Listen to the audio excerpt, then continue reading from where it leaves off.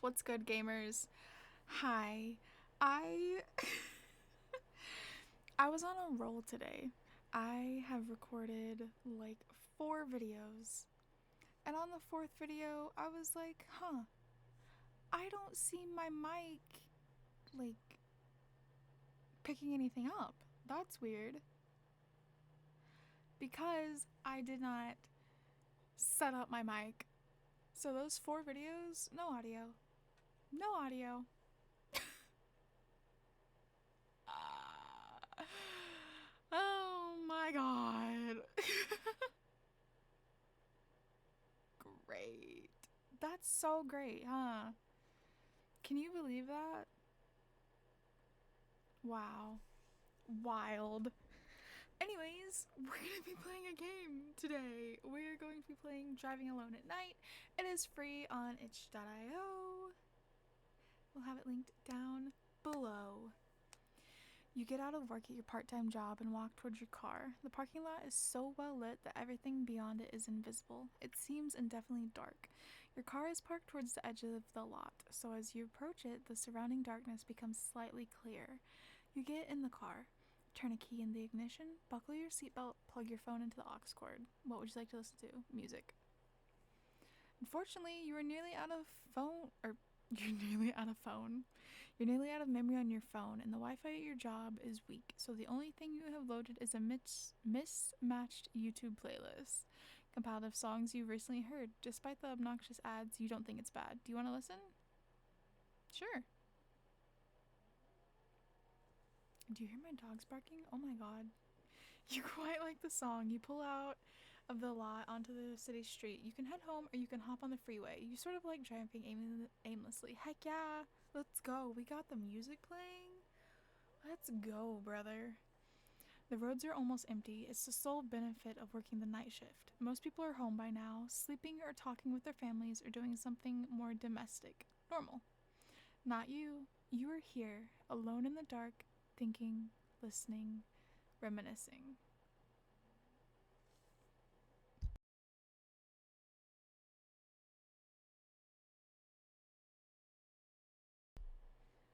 You enter a span of the freeway that is lined on both sides by street lamps.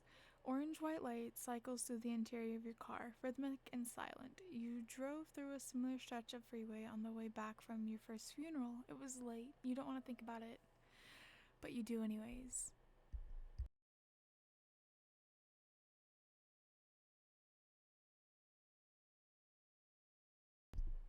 I'm so sorry it's cut off. The memorial had been nice, comforting, sad. The moon shone bright, and the freeway was endless, and you felt angry and hopeless and somehow alive, and yet also impulsive and destructive, and tragic, and fragile, wildly, tempestuously fragile. Oh my gosh, that's such a large word. The impulsiveness of it all was unexpected. So was the entire range of emotions you attributed it to having poor emotional intelligence and little concept of how to manage your feelings. How ironic you thought to think about thinking and think that you're bad at it. To think about thinking and think you're bad at it. And you sat cross legged in the passenger seat because your feet were cold, but you couldn't bear to put back on your shoes or tights. And the light in the car looked like the light now, beating and pulsing. In some ways, that makes you think of the ocean. You wished you were in the ocean that night, or moving faster, hitting something. You were hopeless in the car, unable to speak to your parents and siblings, unable to articulate the feelings that you expected you shared, the things you hadn't been able to articulate at the time. You still can't. You didn't know how to react, so you leaned your head against the window and looked up at the lamps, breezing by. There was constancy? Is it supposed to be consistency? And the way they rushed past you, and the way you rushed past them. It was soothing and monotonous, at once comforting you and bringing about restlessness. Dude, driving at night in the summer with like the windows down and just, oh, bro, the goosebumps I just got. It's so nice. It's so, I don't know, just freeing. When you think back on it now, it seems smaller in light of your current post-grad aimlessness. Aimlessness. You've been thinking about the size of things a lot, about things enormous at occurrence but minute in the distant aftermath. It is the most true when thinking about high school. But now you feel it again with other things. For all hopelessness that accompanies the thought that this will mean nothing in 2, 5, 10 years, it terrifies you to imagine that this bigness will be surely placed by other bigness, and so on, forever, because that largeness is unknown and looming and all-encompassing in its foreignness. Earlier today, you were stuck with a cute and short-lived desire to go back in time and redo it all somehow, until you realized that only those who were wildly successful in their youth are allowed to genuinely wish us such things. Fortunately and unfortunately, that was not you. You didn't spend your time at parties or with boys or spreading rumors or participating in anything that teenage movie characters did. Still, you missed it sometimes. Oh, I get to pick which one? Well, not rumors. I don't know, parties? You try to think back, your memories are hazy and reek of cinnamon and something. Whipped cream scented. It burned the back of your throat. Hazy memories. Tabletop games. And cards and heavy mascara with the music loud and you in socks dancing, crowding close around 2 small tables, sharing chairs, stools, and the floor when enough people were gathered to talk. The whole place was hazy, hard to see through, disgustingly Californian, and so cliched. You loved it though. You did. Some piece of you. The piece that wanted to be included and pretty and smiling. Your cheeks were red and your hands emphasizing what you were saying and your laugh loud and unapologetic. And then walking home to your friend's house and skipping through the streets and sneaking in and sleeping on couches, blankets on the floor. Other students had nights like that far more often than you, and you were mostly glad of it. It's tiring to be pretty and dance in socks with your hands above your head, but that doesn't matter now. Earlier today you were stuck. Oh. And that wasn't entirely true either. You could almost pass over the details if you were recounting them to someone else. You remind yourself that the moments mean so little when telling the whole of your life. But here, in the dark, you remember it vividly. Black hair and tan, and always wearing beat-up sneakers, which you found endearing at first. Eyes starkly darker than the exact shade of blue that everything seemed to be mid-July, when the sky was cloudless and the cement hot. You remember him. He who smelled of fresh linens and operated under the assumption that he was smarter than you. He attended the few parties you did, and you talked to him for ages, to the point that you frequently frustrated your friends by holding them up. "When the conversation is over," you'd assert, feeling loud and brave. The following Monday, he'd smile at you during class, leaving you embarrassingly smitten. Aww. You talked to him outside the party you attended. It was near graduation, and the backyard air was cool, putting you on edge, but gratefully, your shaking hands existed because of the April weather, you could say. After what felt like no time, your friends came out, sleepily. You obliged, feeling guilty, feeling like everything was large and ending. You went to hug him goodbye. "Stay," he whispered. You didn't. But then you got back to the house, still giddy. 2 blocks away was this boy, this wildly smart, incredibly attractive boy who did no doubt thought he was better than you, who you knew was rude to you, who you knew found you interesting and cute and intriguing, despite what you heard. You were curious. You texted him. "Let's go on a walk." Bro, does he die? Does he die? You were grateful for the ability of SMS to hide your shaking hands. It was the weather. You sat on the curb while waiting, wearing pajama pants and the same low-back top you wore earlier. It was still a little cold, and he had put on a sweatshirt. You walked down the street with him for a while, keeping your distance. At one point you teased him, and he laughed, pulling you into a jokey headlock. Walking the rest of the way with his arm around your shoulder, he told you about his future, yours. You admitted to him that you were jealous of the college to which he was accepted, and he admitted that he was nervous. You wanted to ask him out. You came close to it. You trailed off. Something about a school dance. He laughed. You started to say something, but he stopped you. Probably ask, who was it? Some other girl. But she also got into the school I'm going to. Zoink Scoobs! Oh, God. You didn't respond. You were defeated. You walked home alone when it was so late that it was almost light out. You let yourself in, slipped under the blanket on the couch, slept, dreamt of the boy, knowing that he was smarter than you. When you woke, your lids felt heavy from lack of sleep and excessive mascara. You still wore the low back top. At the time your neighbor told you you looked good in it, she said, "Your spine, your spine." And you didn't know what she meant by that, but she spoke softly and admiringly, as if it was some incredible gift to be lanky with a visible spine. And you didn't understand, but you knew what she meant, that you were pretty, and that was something you wanted to be. And walking home alone in the top, you were angry, because it hadn't mattered that someone thought you were pretty, and you had started to believe that you were never really were. You felt cheated by the whole thing, positively cheated. The novelty of pretty had worn off. The novelty of him had worn off. But that was a long time ago. Earlier today you were rumors, and that too a lie. You wanted to remember it like that. Everyone friends.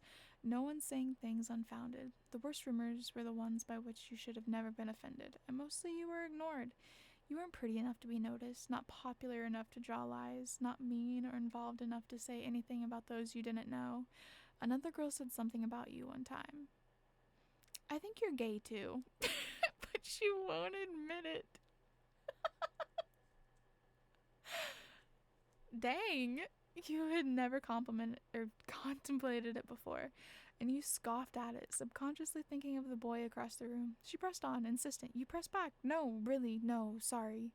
The next day, the girl and some of the boys gathered nearby during class, discussing celebrities, and then some popular actress with dark hair and tight clothing. "Hey," called the boy with whom you were livid, but still slightly smitten. "I bet you think she's hot." The look on his face. You were no longer a conspirator, but a closeted girl, and the one who needed to be outed. "No," he scoffed back, his mind made up. You try not to think about it too much. Earlier today... Oh, but you know you shouldn't waste your time thinking about that. When you think back on it now, it seems smaller. In light of your current post-grad aimlessness, you've been thinking about the size of things a lot, about things enormous at occurrence. Oh, we read this. But minute in the distant aftermath. It is true when thinking about high school. Largeness is unknown and looming, all-encompassing in its foreignness. Tonight, it only frightens you a moderate amount. Tonight you drive and imagine the rapidly passing freeway as a 7-lane beast, imagining it like your chin rests on the surface of the dining room table.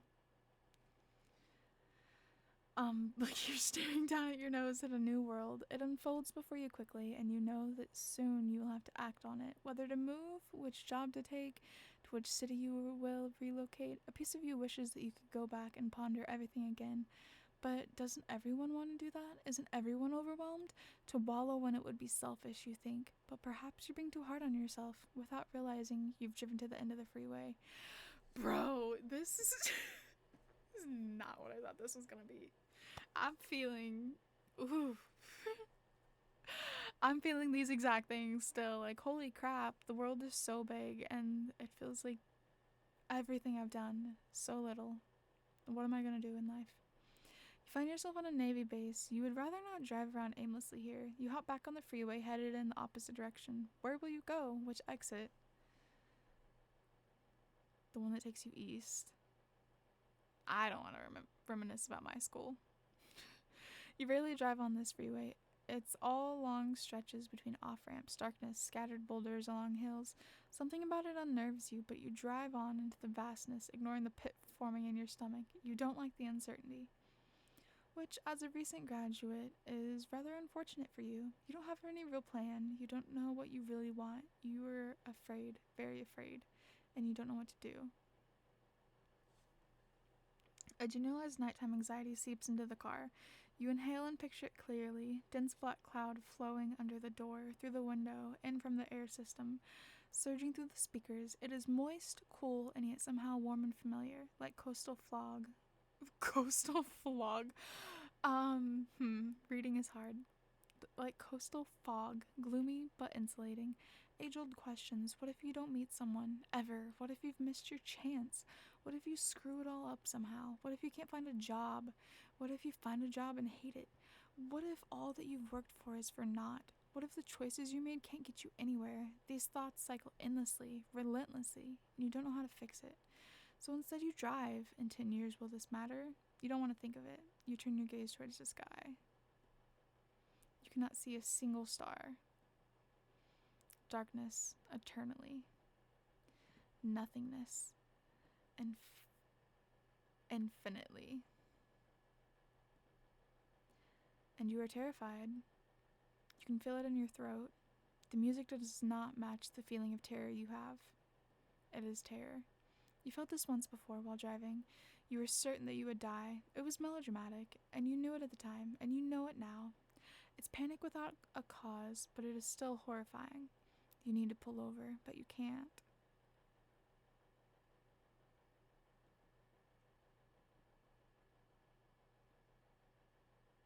I'm clicking. An exit. Yay!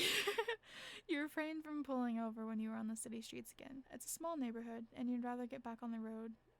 Maybe you should just go home. Once on the freeway again, you feel calmer. You pass the Navy base on your way back on a different adjacent stretch of road this time. You are back in the familiar. You're back to a place well traveled. There's a tunnel along this freeway with lights inside. You hold your breath to make a wish while underneath. You inhale. And the last time you were there was with him. You were driving him home. The last time you were together, you hadn't seen him, one of your favorite people in the world, in 18 months. The day before he moved across the country, you went to the beach and cried about it for 4 hours. You hadn't been to his house since a year before that. On that day, you beat him and another boy at their favorite board game, and they were shocked. And later on, the boy drove you home, and you felt so 17, so smitten, so unsure. 2 weeks after that, you confessed to the boy in the very same car that you had been dishonest and that you didn't want to be just his friend.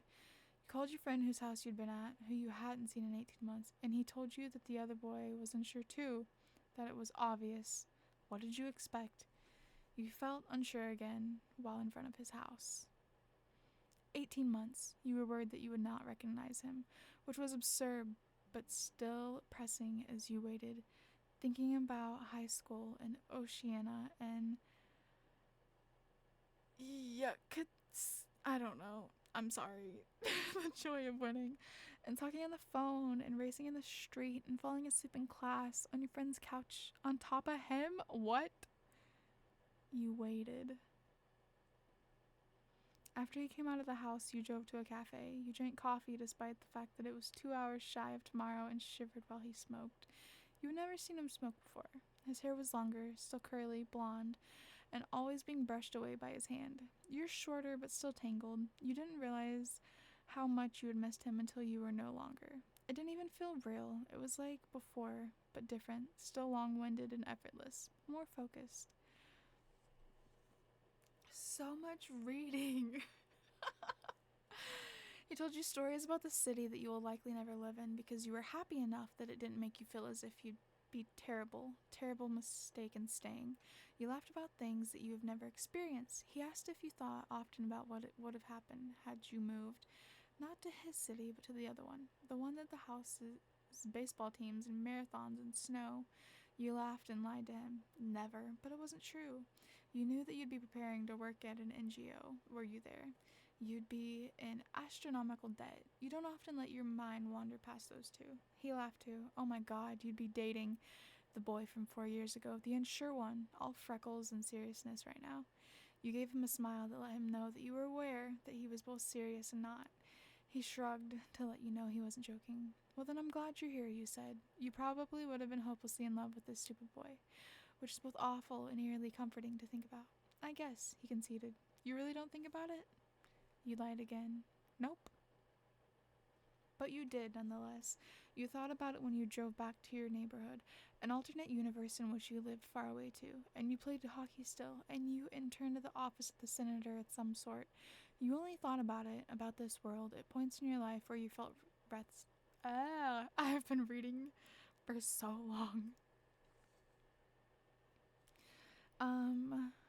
Point in your life where you felt restless.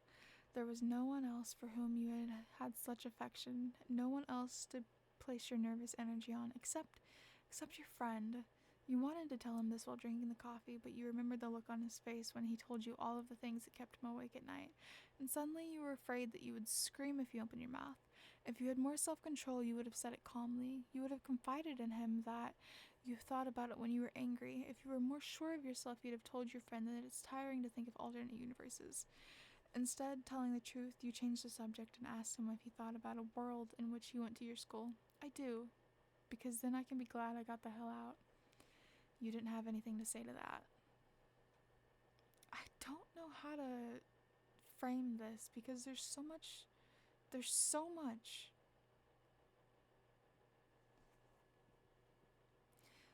You drove him home a few hours later after your chest started to ache from all the caffeine and you could feel it in your throat. While driving home, you listened to the music you listened to when you were 16 and planning for a life far away, the one that doesn't exist in reality anymore. It technically never did. The alternate universe, in that you were on the subway alone, tired. You were not listening to anything but the sound of the cabin racing underground. You were in debt. You wanted to text the boy who you would maybe be dating. In that world, you were yourself, but not yourself. You unlocked the door to your home and you thought about the people who lived in more than 6 places, among them your mom, best friend, and a number of others you vaguely know. But you had just the one. It's nice, and it's not. How many places do you move to in an alternate universe? How many people do you meet? How many big museums do you visit? What books do you read? Are you happier there? Driving down the same freeway now, you almost forgot that this freeway took you to your school.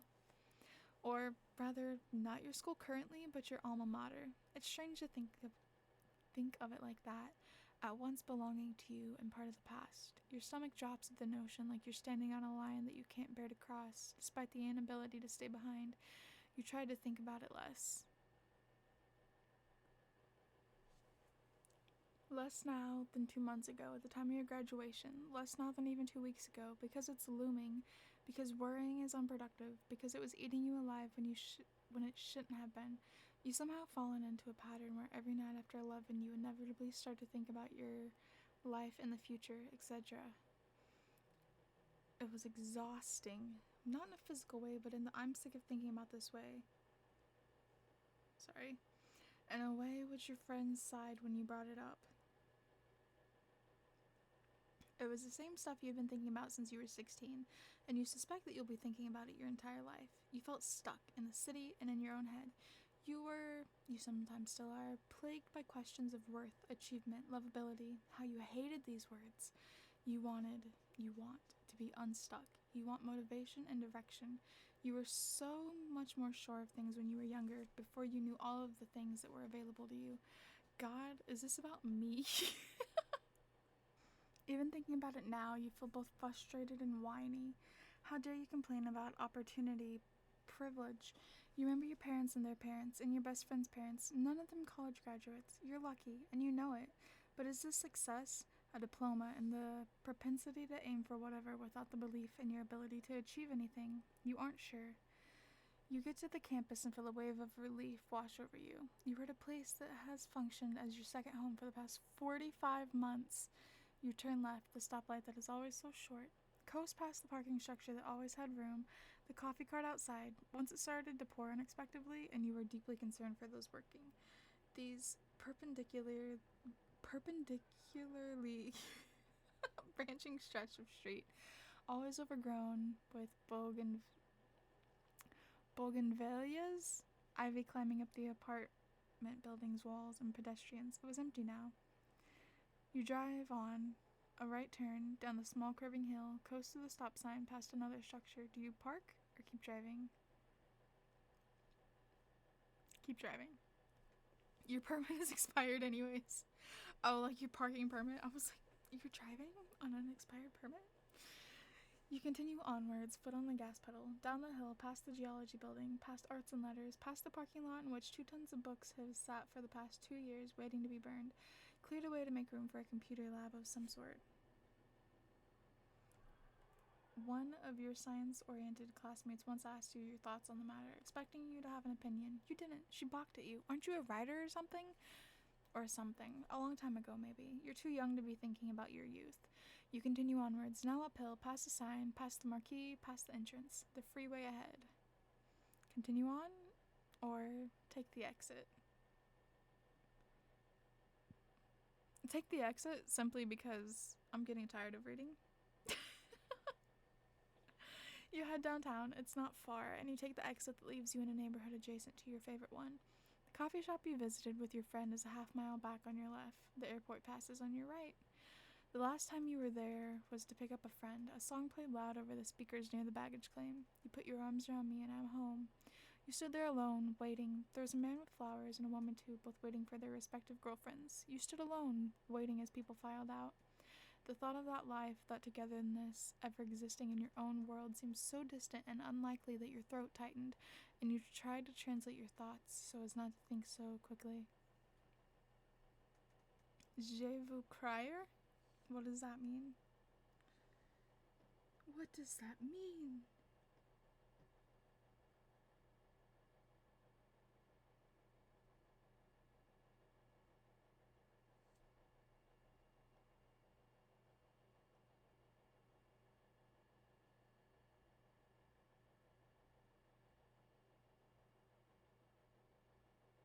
I clicked on something. Je veux means I want some. I want to cry. I'm assuming. Please. Je ne sais la mot. Correct? Je veux aller chez moi, non les chez de mes parents.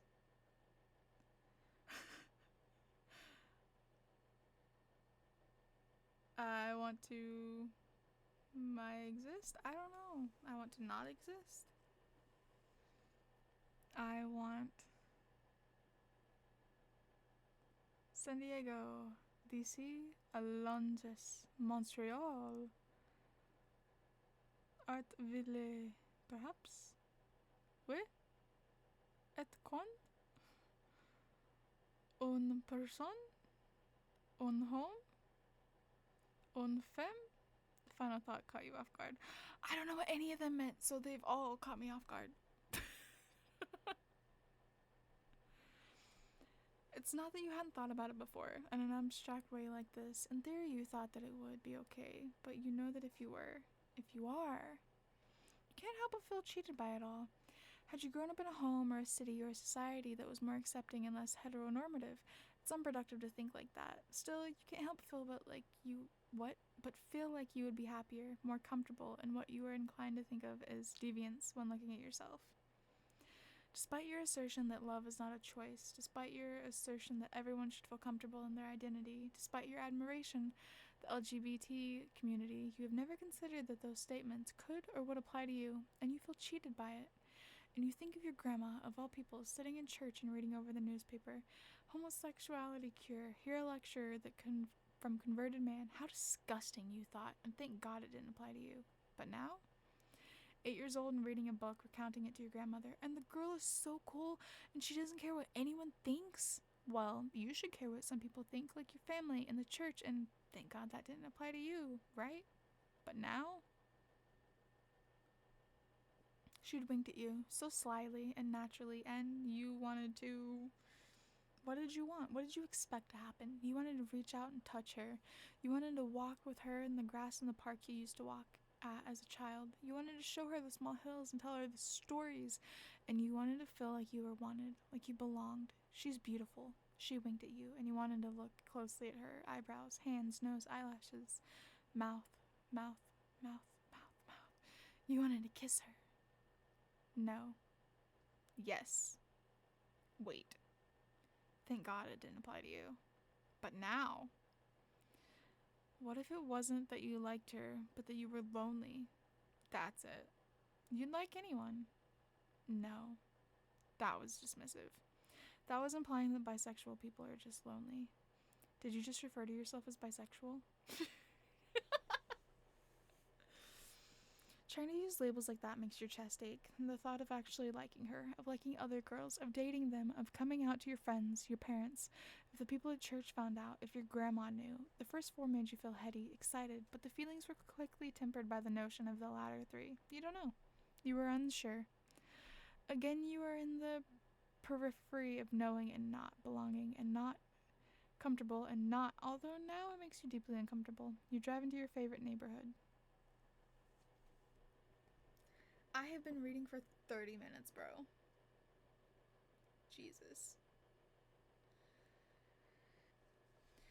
Sorry, I skipped through some of it just to kind of get closer to the end. I think it's a very beautiful story and very kind of existential and dealing with, you know, am I or aren't I straight, or am I gay, or do I actually like girls, or the possibilities of everything. Anyway, you were wandering and hit this split of streets, and the distance was the bridge that you hated to drive over but frequented nonetheless, especially when with your siblings, especially when your CD player was working and blaring Fleetwood Mac's Landslide. Heck yeah, baby. To the right, the tower of your favorite building in the city, the place you had felt most at home at the time you hadn't started university. It made you think of New York. It seemed as if everyone had just moved there. These were not structures of that city, but you loved them, and dearly. You had never felt that way before about this place, despite your long-standing residency. It was magnificent. Past the park now, and the museums, and the spot you jaywalked once, and the farmer's market that had always had the best plums, the kind you ate in the summer while driving to the beach. Past the baseball field, past the library, on the road that would inevitably lead back to the freeway and towards home. Your gas is lower than you'd like it to be, and you know you should be headed back, but the sound of the road as you go from pavement to asphalt gives you pause. One last detour. Bruh. Oh, I can't read most of this. The ocean on your right, a chasm, an ink stain, a raven, a writing desk in the night, the moonlight stippling the waves. Interminable? I don't know. French at this beach, always focusing on the most pragmatic words for the situation. Deep blue. Where the narrator kills a man at the beach in an overwhelmingly French existential way, and in between meursault and memorization, a repose, the ocean, la mer. Tonight you will not be going swimming. A jellyfish sting that rendered you blistered and bitter and reeking of vinegar. Never swim in the ocean. Tonight you will go home and think about the things that you have been trying not to think about. You need to, though, for the sake of growing, becoming. What a naive thing to say. You know it, and you think about it as you turn your steering wheel towards the left, away from the shore. Your driving instructor accused you of having bad form for not crossing your arms when making that maneuver. You're supposed to cross your arms? Acceleration. Up the hill, east, away from one expanse towards another. More metaphorical one. Decisions to make, how things will grow. A song to replace the one about Virginia Woolf. What? One more hopeful in message, but more sad in creation. And thought up suddenly while driving home from your first funeral. I'm so hopeful for the future. I'm so hopeful for the future. On repeat. First, the notion of it in your head seemed sarcastic, especially given the weight of the situation. 18 and all over the place. After 2 hours, the streetlights going by, looping, looping, looping. You believed it. Tonight, the same lights. The same home, although accompanied by a certain brand of terror that corresponds to the realization that things are once again coming to an end, that the largeness will be replaced. You are still on edge, on the periphery of something you cannot name. You drive towards a place that you will not always call home. The freeway stretches on. A promise. A climbing speedometer. You can't see that. On the edge of something. The edge of 17. Lights upon lights upon lights, and past that darkness. The outermost edge. An off-ramp. Making out shapes like what? I clicked too soon. Carving out a space. Continuing what you started without realizing it. A fractured and confused identity. Ambivalence. Turning onto your street. Hesitation. Locking the car. Walking to the door. Lingering on the porch in the light. Mosquitoes overhead. Looking back towards the car. Darkness. Here, a place in the middle. And learning to embrace it instead of being consumed by it. The end.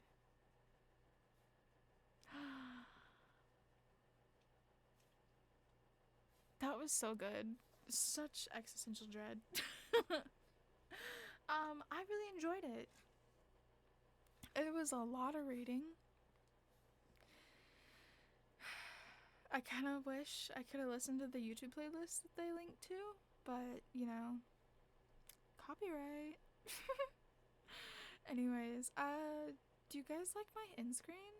Look at that. Isn't that cool? It's not sized properly right now.